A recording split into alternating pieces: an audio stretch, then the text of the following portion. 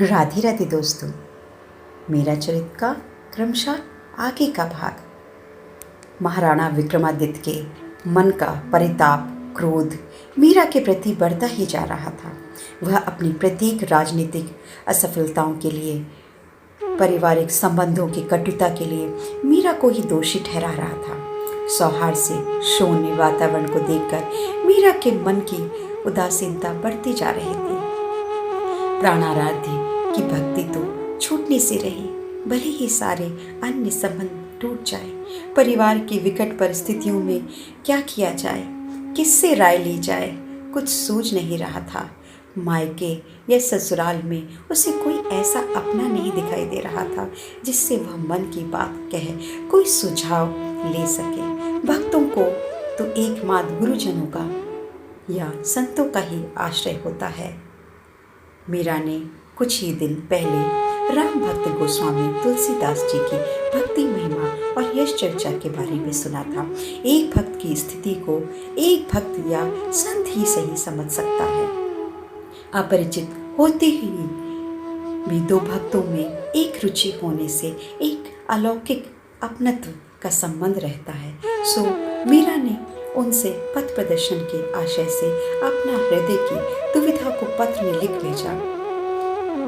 स्वास्ति श्री तुलसी कुलभूषण दूषण हरण गोसाई, 12 बार प्रणाम करो अब हरौ शोक समुदाय। घर के स्वजन हमारे जेते सबन उपाधि बढ़ाए। साधु संग अरु भजन करत मोहि देत कलेस महाई। बालपन में मीरा कीन्ही गिरधर लाल मिताई।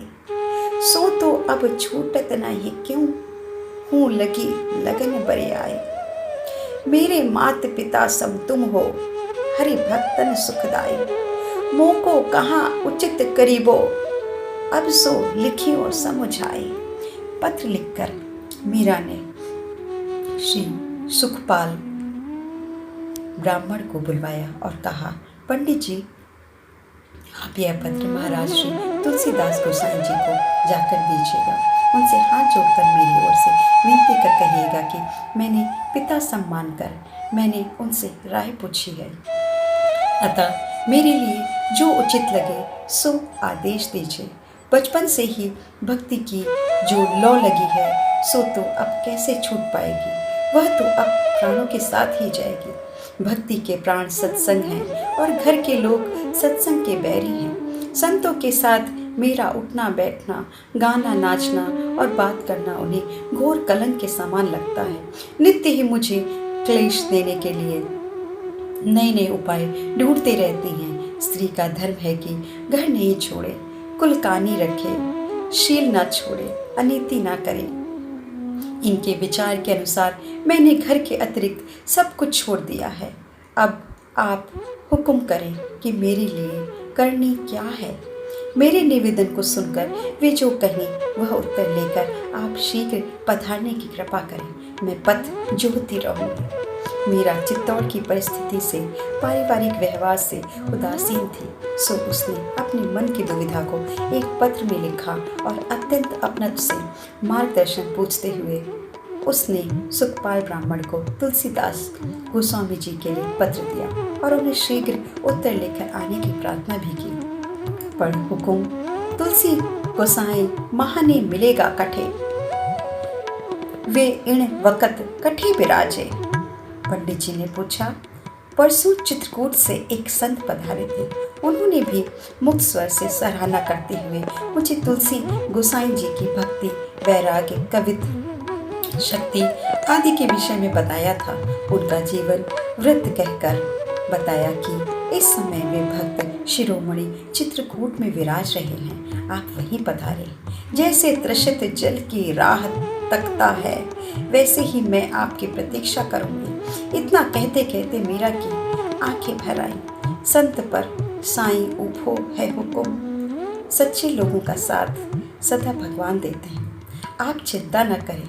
श्री सुखपाल ब्राह्मण मीरा को आशीर्वाद देकर चल पड़े।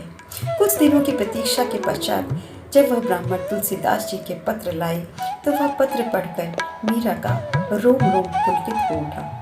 उसने आनंद से आंखें बंद कर ली तो बंद नेत्रों से हर्ष के मोती झरने लगे। उसने तुलसीदास जी के पत्र का पुनः पुनः मनन किया।